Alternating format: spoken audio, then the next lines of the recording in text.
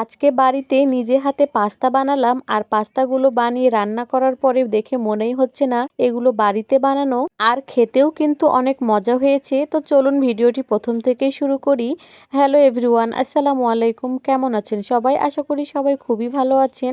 আমিও আলহামদুলিল্লাহ অনেক ভালো আছি। প্রথমে একটা বাটির মধ্যে সামান্য লবণ দিয়ে পানিটা গরম করে নিয়েছি। এখন ওই পানির মধ্যে যতটুকু ময়দা লাগবে ময়দাটা দিয়ে ময়দাটা খুব সুন্দর করে মেখে নিতে হবে। ময়দাগুলো মাখছি আর ভাবছি আমি কি পারবো পাস্তাগুলো বানাতে, নাকি ময়দাগুলো নষ্ট হবে, কিন্তু শেষটা আপনারা দেখলে অবাক হয়ে যাবেন। আমার ময়দা মেখে নেওয়া হয়ে গিয়েছে। এখন আমি বেলুন পিড়া সমান বড় একটা রুটি বানিয়ে নিব।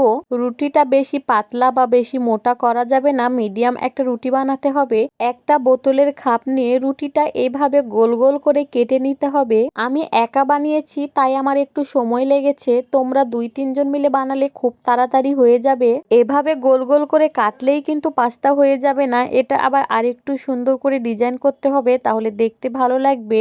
এক একজন এক এক রকম ডিজাইন করে, তো আমার এই ডিজাইনটাই সহজ মনে হয়েছে। এইভাবে মাঝখান দিয়ে একটা চাপ দিলেই হয়ে যাবে। এই যে দেখলেই বুঝতে পারবেন আমি কিভাবে বানাচ্ছি। এইভাবে পাস্তা বানানোটা অনেক সহজ, যে জানে না সে একবার দেখলেও পেরে যাবে।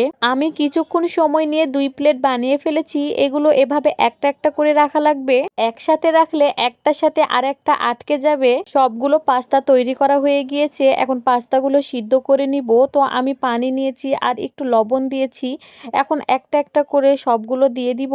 প্রথমে ভুলে গেছি সয়াবিন তেলও দিতে হবে, তাহলে একটার সাথে আরেকটা আর লাগবে না। পাস্তাগুলো সিদ্ধ হতে থাক আর আমরা আগের ভিডিওর কয়েকটা কমেন্ট পড়ে আসি। নূর ব্লগ মজাদার রেসিপি আপু, ধন্যবাদ আপু আপনাকে এত সুন্দর একটা কমেন্ট করার জন্য। সজীবের আম্মু, সুন্দর হয়েছে, ধন্যবাদ আপু আপনাকে। এভাবে আপনারা যারা কমেন্ট করবেন তাদের নাম প্রতিটা ভিডিওতেই নেওয়া হবে। পাস্তাগুলো আমি 2-3 মিনিটের মতো সিদ্ধ করে নিয়েছি। পাস্তাগুলো সিদ্ধ হয়ে গিয়েছে, দেখেন একটার সাথে একটা একদমই লাগেনি। পাস্তাগুলো রান্না করার জন্য পেঁয়াজ আর কাঁচামরিচ নিয়েছি। কাঁচামরিচ কয়েকটা বেশি নিয়েছি যেন একটু ঝাল হয়, আর একটা ডিম ভেঙে দিয়েছি। এই পাস্তা রান্নায় হলুদ কিন্তু দেওয়াই লাগবে, না হলে কালার আসবে না, আর কালার না আসলে কিন্তু দেখতেও ভালো লাগবে না।